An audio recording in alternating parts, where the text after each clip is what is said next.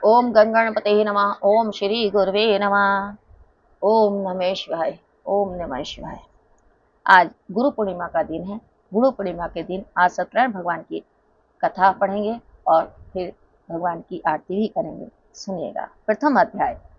द्वापर युग के समाप्त होने के बाद कलयुग के प्रारंभ में पवित्र तीर्थ स्थल नैमिषारण्य में आर्यव्रत के 88,000 ऋषि एकत्र हुए। उन ऋषियों ने सर्वश्रेष्ठ मुनि श्री सूची से पूछा, हे भगवान, कलयुग में मनुष्य में छल कपट और ईर्ष्या द्वेष के अधिक बढ़ जाने के कारण अशांति का वातावरण तेजी से बढ़ा है। मनुष्य धर्म कर्म को भूल गया है और निर्धनों के शोषण, असहायों पर अत्याचार करने और धर्म विद्रोह आचरण करने में लिप्त है, जिससे वह पापों के बोझ से दबता जा रहा है। इस कठिन परिस्थिति में मनुष्य इन सभी विकृतियों से बचते हुए सुख शांति पूर्वक और बंधुजनों से मित्रता के साथ जीवन व्यतीत करता हुआ अंत में मोक्ष को कैसे प्राप्त करे। हे भगवान, मनुष्य के कल्याण के लिए ऐसा कोई उपाय बताइए जिससे मनुष्य को पुण्य मिले तथा उसके सभी जीवन की सभी मनोकामनाएं पूरी हो सके। शास्त्रों के सर्वश्रेष्ठ विद्वान श्री सूची ने कहा, हे ऋषियों, अपने जगत के कल्याण के लिए बहुत अच्छा प्रश्न किया है। आपने जगत के कल्याण के लिए बहुत अच्छा प्रश्न किया है। अब मैं उस मंगलकारी व्रत को कहूंगा जिसके प्रभाव से सृष्टि के सभी प्राणी जीवन में सुख संपत्ति, वैभव और समृद्धि पाते हैं। उनकी सारी मनोकामनाएं पूरी होती हैं। इस व्रत के विषय में एक बार देव ऋषि नारद जी ने भगवान लक्ष्मी नारायण से पूछा था।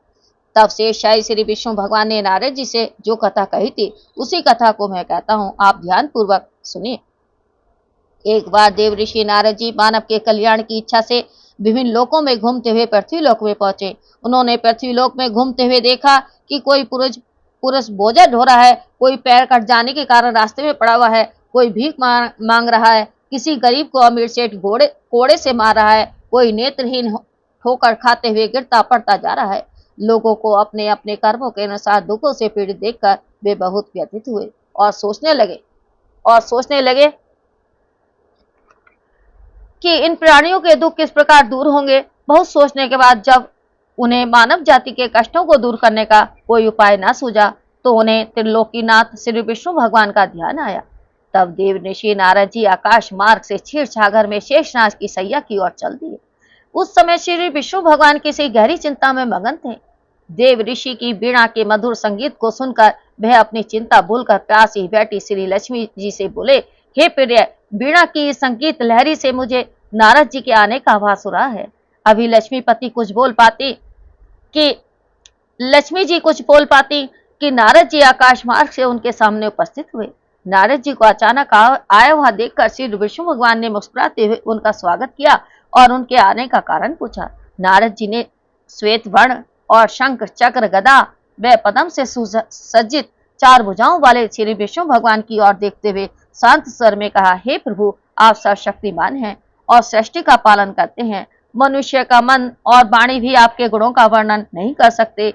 आप सर्वश्रेष्ठ और सर्वोपरि हैं। आपका न कोई आदि, न मध्य और न ही अंत है। आप सृष्टि के कण कण में विद्यमान हैं और अपने भक्तों के मनोरथ पूरे करने वाले हैं। मैं आपको नमस्कार करता हूँ।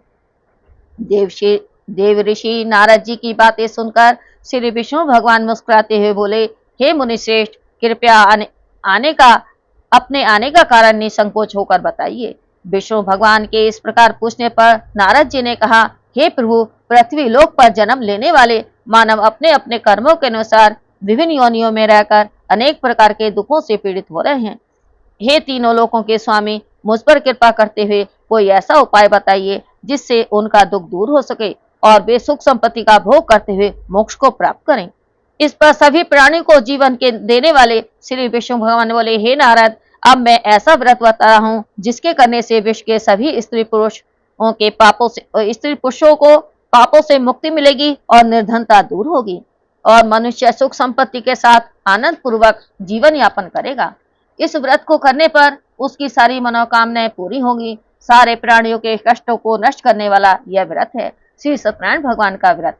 श्री सत्यनारायण भगवान के व्रत का पूर्णिमा और संक्रांति के दिन विशेष महत्व है।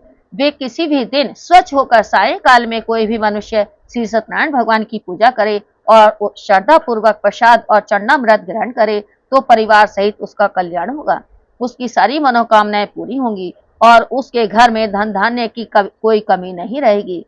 कलयुग में मनुष्यों के मोक्ष के लिए यही एकमात्र सरल और उत्तम उपाय है। बोलो सत्यनारायण भगवान की जय। प्रथम अध्याय समाप्त। श्रीमन नारायण नारायण नारायण हरि नारायण नारायण नारायण गोविंद नारायण नारायण नारायण विष्णु नारायण नारायण नारायण श्रीमन नारायण नारायण नारायण। द्वितीय अध्याय। श्री सूत जी ने कहा, हे ऋषि मुनियों, अब मैं आपके सामने उस निर्धन ब्राह्मण की कथा का वर्णन कर रहा हूँ जिसने श्री सत्यनारायण भगवान का सबसे पहले व्रत किया। इस व्रत को करने से उस ब्राह्मण की निर्धनता दूर होने के साथ ही उसके सभी कष्ट भी दूर हो गए। आप सभी उसकी कथा को ध्यान पूर्वक सुनो। प्राचीन काल में एक निर्धन ब्राह्मण काशी नगरी में रहता था। भिक्षा मानकर वह किसी प्रकार अपना जीवन यापन कर रहा था। जिस दिन भिक्षा नहीं मिलती थी उस दिन उसे भूखे पेट ही सोना पड़ता था। उसकी ऐसी दशा देखकर ब्राह्मणों से प्रेम करने वाले श्री सत्यनारायण भगवान एक दिन उस ब्राह्मण के समीप एक वृद्ध व्यक्ति का रूप धारण करके पहुंचे। वृद्ध व्यक्ति के रूप में उन्होंने उस ब्राह्मण से पूछा, हे ब्राह्मण देवता, तुम इस प्रकार घर घर भिक्षा मांगकर अनेकों कष्ट सहते हुए कैसे जीवन यापन कर रहे हो? वृद्ध व्यक्ति के इन वचनों को सुनकर ब्राह्मण बोला, हे मित्र, मैं बहुत गरीब ब्राह्मण हूँ। आय का कोई साधन न होने के कारण मैं भिक्षा मांगकर किसी प्रकार अपना जीवन यापन कर रहा हूँ। यदि आप मेरे निर्धनता को दूर करने का कोई उपाय जानते हो तो कृपा करके मुझे बताइए। निर्धन ब्राह्मण के वचन सुनकर वृद्ध व्यक्ति ने कहा, हे मित्र, श्री सत्यनारायण भगवान का व्रत करने, व्रत कथा सुनने और प्रसाद ग्रहण करने से तुम्हारी गरीबी अवश्य ही दूर होगी। श्री सत्यनारायण भगवान की पूजा करने से तुम्हारी सारी मनोकामनाएं पूरी होंगी और तुम्हारे घर में धन संपत्ति की कोई कमी नहीं होगी। ब्राह्मण को व्रत करने की का विधि विधान बतलाकर वृद्ध व्यक्ति के रूप वाले श्री सत्यनारायण भगवान वहां से चले गए और आगे जाकर वे अंतर ध्यान हो गए। निर्धन ब्राह्मण ने वृद्ध व्यक्ति द्वारा बताए गए व्रत को करने का निश्चय किया। उस रात वह सो नहीं सका। वह व्रत के विषय में ही सोचता रहा और पूरी रात श्री सत्यनारायण भगवान का स्मरण करता रहा। प्रातः काल उठकर श्री सत्यनारायण भगवान का व्रत करने का निश्चय कर वह निर्धन ब्राह्मण भिक्षा मांगने के लिए निकल पड़ा। उस दिन ब्राह्मण को भिक्षा में बहुत धन मिला। घर लौटकर उसने अपने आसपास के लोगों के साथ श्री सत्यनारायण भगवान की पूजा की और उन्हें व्रत कथा सुनाई। फिर सभी को प्रसाद देकर स्वयं भी प्रसाद ग्रहण किया। कुछ ही दिनों में उस ब्राह्मण की गरीबी दूर हो गई। उसके घर में धन धान्य की वर्षा होने लगी। धनी हो जाने पर लोग उसका सम्मान करने लगे। श्री सत्यनारायण भगवान की कृपा से निर्धनता दूर हो जाने पर ब्राह्मण हर माह श्री सत्यनारायण भगवान का व्रत करने लगा। हे श्रेष्ठ मुनियों, श्री सत्यनारायण भगवान का व्रत और पूजा करने से उस निर्धन ब्राह्मण के सभी कष्ट दूर हो गए। उस ब्राह्मण से उस श्री सत्यनारायण भगवान की व्रत कथा सुनकर अन्य व्यक्ति भी उनका व्रत करते हुए पूजा करने लगे। अब मैं आपको उन व्यक्तियों की भी कथा सुनाता हूँ जिनके कष्ट यह व्रत करने से दूर हुए। धन संपदा से संपन्न उस व्यक्ति ने हर माह नियमित रूप से व्रत करते हुए जब अगले माह श्री सत्यनारायण भगवान का व्रत किया तो उस व्रत में बहुत से बंधु बांधव और मित्र सम्मिलित हुए। उसी समय जंगल से लकड़ियां काट कर लाता हुआ एक वृद्ध लकड़हारा वहां से गुजरा। बहुत तेज प्यास लगने की वजह से उस वृद्ध लकड़हारे ने जल पीने की इच्छा से लकड़ियों के गट्ठर को जमीन पर रखा और घर के आंगन में पहुंचकर उस ब्राह्मण से पूछा, हे ब्राह्मण देवता, आप किसका पूजन कर रहे हैं? इस व्रत को करने से क्या लाभ होता है? कृपा करके मुझे बताइए। वृद्ध लकड़हारे ने प्रश्न को सुनकर उस ब्राह्मण से कहा, मैं अपने बंधु बांधवों और परिचितों के साथ श्री सत्यनारायण भगवान का व्रत और पूजन कर रहा हूँ। यह व्रत करने से श्री सत्यनारायण भगवान की कृपा से निर्धनता दूर होती है और संसार के सारे दुखों से मुक्ति मिल जाती है।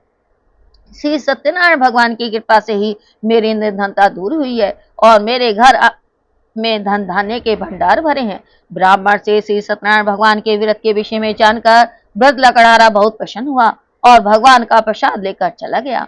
उसने भी श्री सत्यनारायण भगवान का व्रत करने का निश्चय किया। चलते हुए लकड़हारे ने सोचा कि आज इन लकड़ियों को बेचने पर जो भी धन मिलेगा उस धन से मैं श्री सत्यनारायण भगवान की पूजा करूंगा।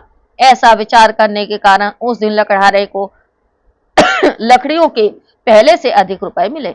उस वृद्ध लकड़हारे ने उन रुपयों से केले की फली, घी, दूध, दही, गेहूं का आटा और शक्कर आदि सामग्री खरीदी। घर लौटकर लखड़ारे ने श्री सत्यनारायण भगवान का व्रत व पूजन किया। उस पूजा में उसके परिवार के सदस्य व आसपास के लोग सम्मिलित हुए। श्री सत्यनारायण भगवान की पूजा करने और व्रत कथा सुनने के उपरांत उस लखड़ारे ने प्रसाद बांटकर स्वयं भी प्रसाद ग्रहण किया। श्री सत्यनारायण भगवान की कृपा से लखड़ारे के घर में धन धान्य की वर्षा होने लगी। उसकी निर्धनता समाप्त हो गई। श्री सत्यनारायण भगवान की पूजा करते हुए लकड़हारा आनंद पूर्वक जीवन यापन करता हुआ अंत में मोक्ष को पाकर वैकुंठ धाम को चला गया। बोलो सत्यनारायण भगवान की जय। श्रीमन नारायण नारायण नारायण लक्ष्मी नारायण नारायण नारायण श्रीमन नारायण नारायण नारायण हरे नारायण नारायण नारायण। तीसरा अध्याय। श्री सूत जी ने कहा, हे श्रेष्ठ ऋषियों, अब मैं आगे की कथा सुनाता हूँ। प्राचीन काल में कनकपुर में उल्का मुख नाम का एक बुद्धिमान राजा था। राजा सत्यवादी और जितेंद्र था। उसे किसी प्रकार का लोभ लालच नहीं था। वह प्रतिदिन मंदिर जाकर श्री सत्यनारायण भगवान की पूजा करता और निर्धनों को अन्न वस्त्र और धन देकर उनके कष्ट दूर करता था। उस राजा की पत्नी सुभद्रा बहुत सुशीला और सती साध्वी थी। वे दोनों हर माह श्री सत्यनारायण भगवान का व्रत करते थे। श्री सत्यनारायण भगवान की कृपा से उनके महल में धन संपदा के भंडार भरे रहते थे। उनकी सारी प्रजा आनंद पूर्वक जीवन यापन कर रही थी। एक बार राजा उल्कामुख ने अपनी रानी और बहुत से अन्य लोगों के साथ भद्रशिला नदी के किनारे श्री सत्यनारायण भगवान की पूजा कर रहे थे। उल्कामुख तभी नदी के तट पर एक बड़ी नौका आकर रुकी। उस नौका में एक धनी व्यापारी यात्रा कर रहा था। वह व्यापारी काफी धन कमाकर अपने नगर को लौट रहा था। उसका सारा धन उस नौका में रखा हुआ था। नौका से उतरकर वह व्यापारी राजा उल्कामुख के समीप पहुंचा। राजा को पूजा करते हुए देखकर उसने पूछा, हे राजन, आप इन सब लोगों के साथ किसकी पूजा कर रहे हैं? इस पूजा को करने पर मनुष्य को क्या फल मिलता है? राजा ने उस व्यापारी से कहा, मैं अपनी प्रजा के साथ श्री सत्यनारायण भगवान की पूजा कर रहा हूँ। मैं हर पूर्णिमा को श्री सत्यनारायण भगवान का व्रत करता हूँ और फिर पूजा अर्चना कर भगवान का प्रसाद लोगों में बांटकर स्वयं भी ग्रहण करता हूँ। श्री सत्यनारायण भगवान का व्रत करने से मेरे राज्य की सारी प्रजा सुखपूर्वक रहती है।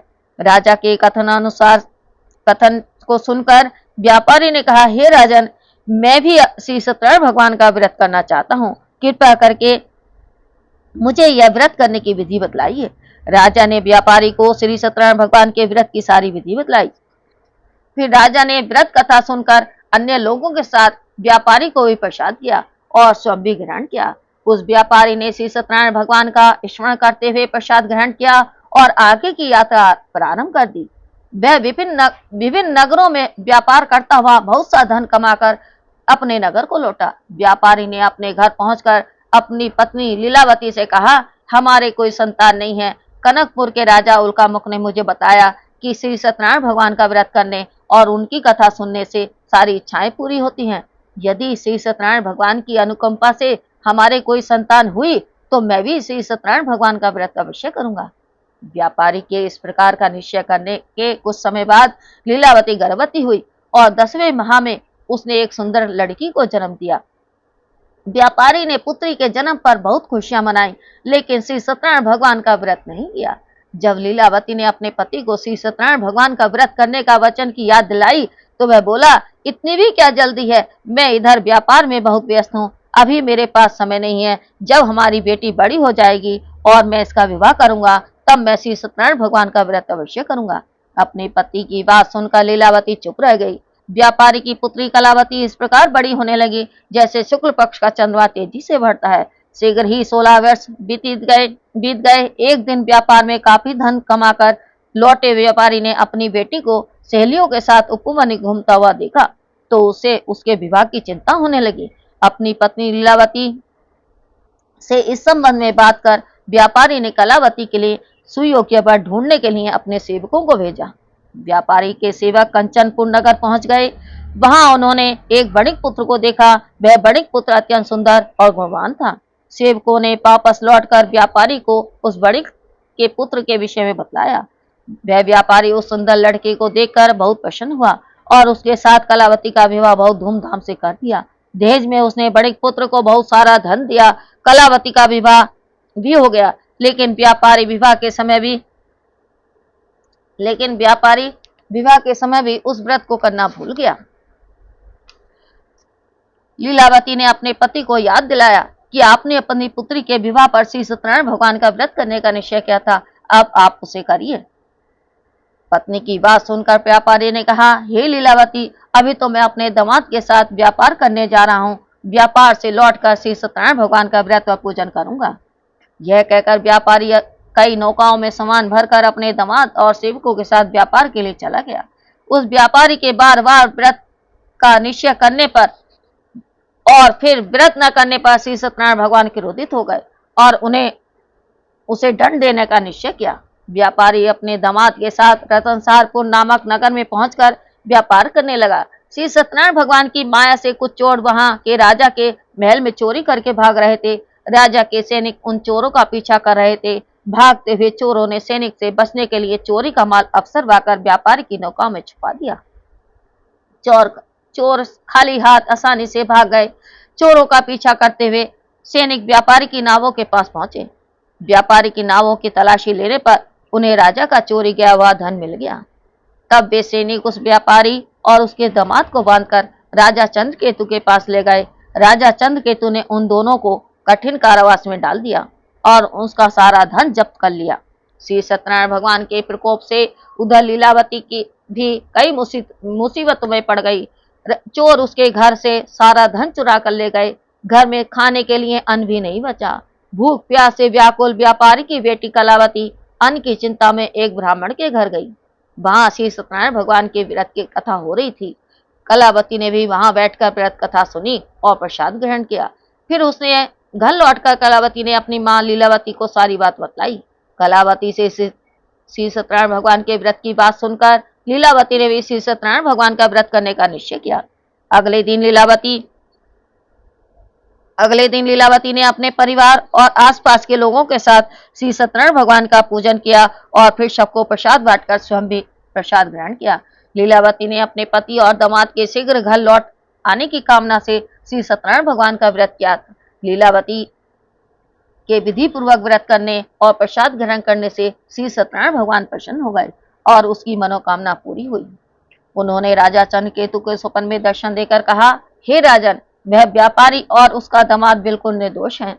सुबह ही उन दोनों को छोड़ दो और उनका सारा धन भी लौटा दो, अन्यथा तुम्हारा सारा धन, वैभव, राज्य आदि सब नष्ट कर दूंगा। इतना कहकर श्री सत्यनारायण भगवान अंतर ध्यान हो गए।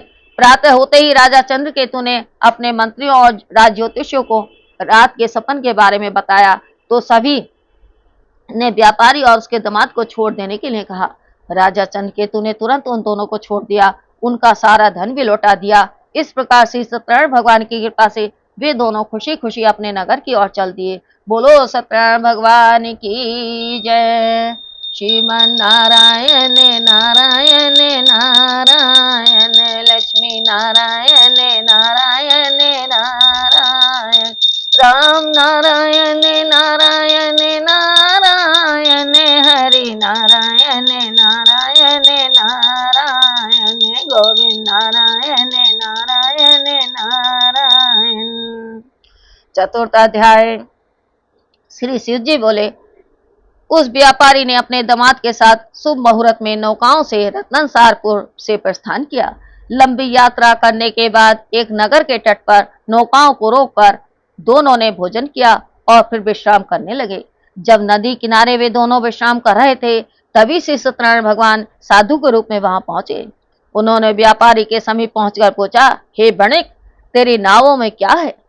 मन ही मन यह सोचकर कि दंडी साधु अवश्य ही कुछ मांगने की इच्छा से सामान के विषय में पूछ रहा है, व्यापारी ने झूठ बोल दिया, हे दंडी स्वामी, मेरी नौकाओं में तो बेल और पत्र भरे हुए हैं, मतलब पत्ते भरे हुए हैं। व्यापारी के झूठे वचन सुनकर श्री सत्यनारायण भगवान ने कहा, हे वैश्य, तुम्हारा वचन सत्य होगा। इतना कहकर दंडी वेशधारी श्री सत्यनारायण भगवान वहां से चले गए। उधर वह व्यापारी दंडी साधु को वहां से खाली हाथ लौटाकर बहुत खुश हुआ। लेकिन अगले ही पल उसकी सारी खुशियां समाप्त हो गईं। व्यापारी ने जब अपनी नौकाओं में बेल और पत्ते भरे हुए देखे तो वह विलाप करने लगा। रोते रोते व्यापारी मूर्छित होकर गिर पड़ा। कुछ देर बाद जब उसकी मूर्छा दूर हुई तो वह पुनः विलाप करने लगा। तब उसके दामाद ने कहा कि आप दुखी मत होइए, यह सब उस दंडी साधु के श्राप की वजह से हुआ है, इसीलिए हमें उनकी शरण में जाना चाहिए। वही वही साधु हमें इस विपत्ति से छुटकारा दिलाएंगे। दामाद के वचन सुनकर वह व्यापारी दंडी साधु को खोजने के लिए चल दिए। थोड़ी देर ढूंढने के बाद उन्हें एक वृक्ष के नीचे दंडी साधु के रूप में श्री सत्यनारायण भगवान फिर मिल गए। व्यापारी ने दंडी साधु के चरणों में गिरकर झूठ बोलने के लिए क्षमा मांगी। दंडी रूपधारी श्री सत्यनारायण भगवान ने कहा, हे बणिक, तेरे बार बार झूठ बोलने की वजह से ही मैंने तुझे इतना दंड दिया है। तूने बार बार श्री सत्यनारायण भगवान अर्थात मेरी पूजा करने का प्रण किया, लेकिन कभी पूजा नहीं की। तब व्यापारी ने हाथ जोड़कर कहा, हे भगवान, आप तो दीन दुखियों के कष्टों को दूर करने वाले हैं, सबकी मनोकामनाएं पूरी करते हैं। मेरी इस गलती को क्षमा कीजिए। आपके रूप को तो ब्रह्मा आदि भी नहीं जान पाते, फिर भला मैं अज्ञानी कैसे आपकी लीला को समझ सकता हूँ। अब मैं सदैव श्री सत्यनारायण भगवान का व्रत व पूजन क्या करूंगा, आप मुझ पर कृपा करें। व्यापारी की क्षमा याचना सुनकर दंडी साधु रूपी भगवान ने उसे क्षमा कर दिया। तभी व्यापारी की नौकाओं में भरे हुए बेल और पत्ते पुनः धन धान्य में परिवर्तित हो गए। व्यापारी ने अपने दामाद और सेवकों के साथ अगले दिन श्री सत्यनारायण भगवान का व्रत व पूजन किया। सबको प्रसाद बांटकर स्वयं भी प्रसाद ग्रहण किया। फिर व्यापारी ने अपने नगर की ओर प्रस्थान किया। अपने नगर में पहुंचकर व्यापारी ने एक सेवक को अपने घर भेजा। सेवक ने उसके घर पहुंचकर लीलावती को व्यापारी के पहुंचने की सूचना दी। लीलावती और कलावती दोनों श्री सत्यनारायण भगवान की पूजा कर रही थीं। पति और दामाद के लौट जाने का समाचार सुनकर लीलावती ने पूजा पूरी की और करके प्रसाद ग्रहण कर अपनी बेटी कलावती से कहा, हे बेटी, मैं नदी किनारे अपने पति के दर्शन को जा रही हूँ, तू भी घर का काम पूरा करके आ जाना। यह कहकर लीलावती नदी की ओर चली गई। पति से मिलने की खुशी में कलावती प्रसाद ग्रहण किए बिना ही घर से निकलकर नदी किनारे पहुंच गई। उसके प्रसाद ग्रहण न करने पर श्री सत्यनारायण भगवान क्रोधित हो गए। उन्होंने व्यापारी की नौकाओं को उसके दामाद सहित नदी में डुबो दिया। अपने पति को वहां न पाकर कलावती जोर जोर से रोने लगी। तब व्यापारी ने कहा, हे पुत्री, अवश्य ही तुमसे कोई भूल हुई है, जिससे श्री सत्यनारायण भगवान ने तुझे यह दंड दिया है। तब व्यापारी ने श्री सत्यनारायण भगवान से प्रार्थना की, हे भगवान, मेरे परिवार के किसी भी सदस्य से कोई भूल हुई हो तो उसे क्षमा कर देना। उसी समय बादलों के गरजने की आवाज के साथ आकाशवाणी हुई, हे बणिक, तेरी पुत्री मेरा प्रसाद ग्रहण के बिना ही चली आई है। उसकी इसी भूल के कारण ही तुम्हारी नावों के साथ साथ तुम्हारा दामाद भी नदी में डूब गया है। यदि अभी घर पहुंचकर तेरी पुत्री प्रसाद ग्रहण करके वापस आए तो ही उसे पति के दर्शन होंगे और डूबी हुई नौकाएं जल के ऊपर आ जाएंगी। कलावती ने ऐसा ही किया। उसके प्रसाद ग्रहण करके वापस लौटते हुए नौकाएं जल के ऊपर आ गईं। व्यापारी का दामाद भी सुरक्षित नदी से बाहर निकल आया। श्री सत्यनारायण भगवान की कृपा से व्यापारी की खुशियां फिर से लौट आईं। घर लौटकर व्यापारी ने अपने परिवार और बंधु बांधवों के साथ श्री सत्यनारायण भगवान की पूजा की और सबको प्रसाद बांटकर स्वयं भी ग्रहण किया। श्री सत्यनारायण भगवान का विधिवत पूजन करने से उस व्यापारी का घर धन धान्य से भरपूर हो गया। उसकी सारी मनोकामनाएं पूरी हुई और वह सुख पूर्वक जीवन यापन करता हुआ अंत में वैकुंठ धाम को चला गया। बोलो सत्यनारायण भगवान की जय। श्रीमन नारायण नारायण नारायण, लक्ष्मी नारायण नारायण नारायण, हरि नारायण नारायण नारायण, गोविंद नारायण नारायण नारायण, हरि नारायण नारायण नारायण, श्रीमन नारायण नारायण नारायण। पंचम अध्याय। श्री शिव जी बोले, हे ऋषि मुनियों, अब मैं एक अनेक कथा भी सुनाता हूँ। आप सभी चिंता मुक्त होकर कथा सुनो और जीवन में इस कथा का आचरण करो। कौशलपुर में तुंगध्वज नाम का एक राजा था। उसके नगर की प्रजा उसकी छत्र छाया में सुखपूर्वक रह रही थी। वह राजा अपनी प्रजा के सुख दुख का बहुत ध्यान रखता था, लेकिन एक बार उसने भी श्री सत्यनारायण भगवान का प्रसाद ग्रहण नहीं किया। तब सभी को चिंता मुक्त करके धन संपत्ति से भंडारों को भरकर प्राणियों को जीवन के सारे सुख देने वाले श्री सत्यनारायण भगवान ने राजा को प्रसाद ग्रहण न करने का दंड दिया। एक दिन राजा तुंगध्वज जंगल में हिंसक जानवरों का शिकार करने के लिए गया था। शिकार के पीछे तेजी से घोड़ा दौड़ाते हुए वह अपने सैनिकों से अलग हो गया। राजा ने कई हिंसक जानवरों का शिकार किया। शिकार की दौड़ धूप से वह बहुत अधिक थक गया। कुछ देर विश्राम करने के लिए वह एक बड़े वृक्ष के नीचे जाकर बैठ गया। समीप ही कुछ ग्वाले श्री सत्यनारायण भगवान का पूजन कर रहे थे। राजा तुंगध्वज उनके पास से गुजरा, लेकिन उसने श्री सत्यनारायण भगवान को नमस्कार नहीं किया और जाकर वृक्ष के नीचे बैठ गया। ग्वालों ने पूजा करके राजा को प्रसाद दिया, तो राजा ने उनको छोटे लोग समझकर वह प्रसाद ग्रहण नहीं किया और घोड़े पर सवार होकर अपने नगर की ओर चल पड़ा। नगर में पहुंचकर राजा को अनेकों प्रकार के अपशुगन दिखाई देने लगे। महल के पास पहुंचते ही राजा बुरी तरह से चौंक गया। महल में आग लग गई थी। जल्द ही पूरा महल जलकर राख हो गया और साथ ही उसकी पत्नी, पुत्री आदि भी जल गए। राजकोष भी जलकर नष्ट हो गया। श्री सत्यनारायण भगवान के प्रकोप से राजा का सब कुछ नष्ट हो गया। तब राजा जोशी ने राजा से कहा, हे महाराज, आपसे अवश्य ही कोई भूल हुई है। अगर आप उस भूल का प्रायश्चित कर लेंगे तो सब कुछ पहले की तरह से हो जाएगा। राजा को तुरंत अपनी भूल का ध्यान आ गया। फिर मंदिर में जाकर राजा ने श्री सत्यनारायण भगवान से क्षमा मांगी और उनकी पूजा की। पूजा के बाद प्रसाद ग्रहण करने पर श्री सत्यनारायण भगवान की कृपा से राजा का महल पहले की तरह प्रकट हो गया। महल में रानी, पुत्र, पुत्री आदि सब सकुशल मिल गए। फिर राजा दीर्घ काल तक श्री सत्यनारायण भगवान का पूजा करता रहा। उनकी पूजा करने और प्रसाद ग्रहण करने से राजकोष बढ़ता रहा। राजा ने भी प्रजा के सुखों के लिए उस धन का खूब उपयोग किया, लेकिन श्री सत्यनारायण भगवान की अनुकंपा से राजकोष कम नहीं हुआ। जीवन के सभी सुखों को भोगकर अंत में राजा तुंगध्वज वैकुंठ धाम को गया और मोक्ष को प्राप्त किया। इस प्रकार जो भी व्यक्ति श्री सत्यनारायण भगवान का व्रत और पूजन करता है, उसके सारे दुख व चिंताएं दूर हो जाती हैं। उनके घर में धन धान्य के भंडार भरे रहते हैं। पूरा परिवार आनंद पूर्वक रहता है। श्री सत्यनारायण भगवान की कृपा से सारी विपत्तियां दूर हो जाती हैं। निसंतानों को संतान मिलती है और उनकी सारी मनोकामनाएं पूरी होती हैं। अंत में मनुष्य मोक्ष को प्राप्त कर सीधे वैकुंठ धाम को जाता है। श्री सूत जी ने कुछ क्षण होकर कहा, हे श्रेष्ठ मुनियों, पूर्व जन्म में जिन लोगों ने श्री सत्यनारायण भगवान का व्रत किया, उन्हें अगले जन्म में भी सभी तरह के सुख मिले। व्रत ब्राह्मण ने पूर्व जन्म में श्री सत्यनारायण भगवान का विधिवत व्रत किया था, तो अगले जन्म में उसने सुदामा के रूप में भगवान की पूजा करते हुए अंत में मोक्ष को प्राप्त किया और वैकुंठ धाम चला गया। उल्कामुख नाम का राजा अगले जन्म में राजा दशरथ के रूप में उत्पन्न हुए और मोक्ष को प्राप्त कर वैकुंठ को गए। व्यापारी ने मोर ध्वज के रूप में अगला जन्म लिया और अपने पुत्र को आरे से चीरकर भगवान की अनुकंपा से मोक्ष को प्राप्त कर वैकुंठ धाम को गए। राजा तुंगध्वज ने मनु के रूप में अगला जन्म लेकर भगवान की पूजा पाठ करते हुए लोकप्रिय होकर सत्कर्म करते हुए मोक्ष को प्राप्त किया और वैकुंठ धाम को चले गए। हे ऋषि मुनियों, श्री सत्यनारायण भगवान का व्रत और पूजन मनुष्य को सभी चिंताओं से दूर करके धन धान्य के भंडार भरकर अंत में जन्म जन्मांतर के चक्रव्यूह से मुक्ति दिलाकर मोक्ष को प्रदान करता है। बोलो सत्यनारायण भगवान की जय। श्री हरि की जय। श्रीमन नारायण नारायण नारायण, लक्ष्मी नारायण नारायण नारायण, श्रीमन नारायण नारायण, लक्ष्मी नारायण नारायण नारायण, हरि नारायण नारायण नारायण, श्रीमन नारायण नारायण नारायण, हरि नारायण नारायण नारायण, विष्णु नारायण नारायण नारायण।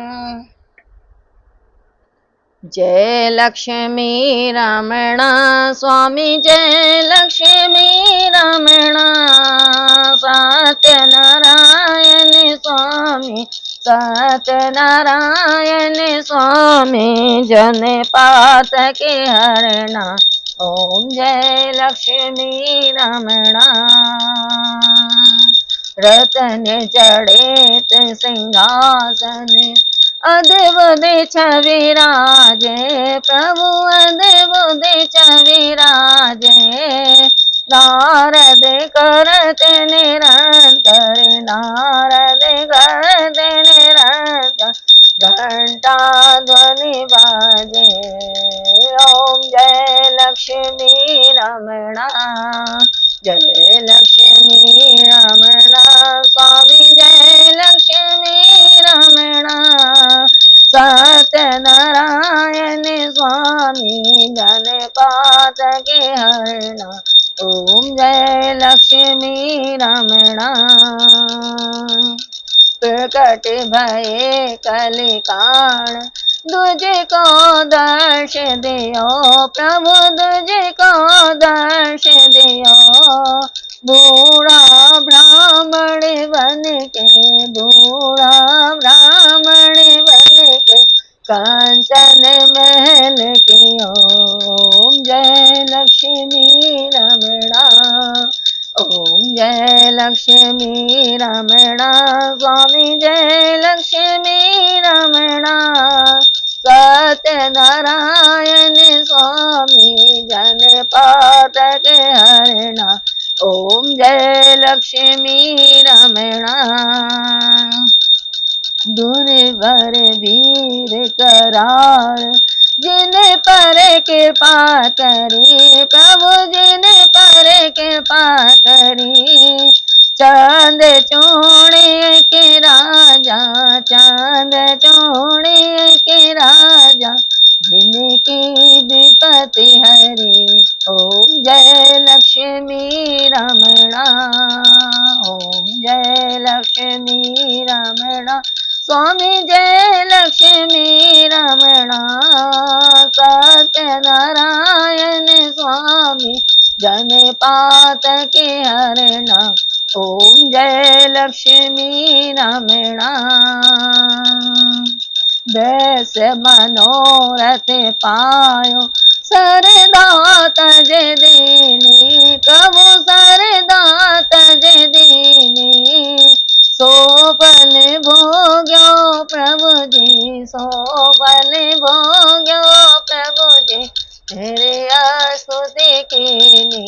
ओम जय लक्ष्मी रमणा, जय लक्ष्मी रमणा।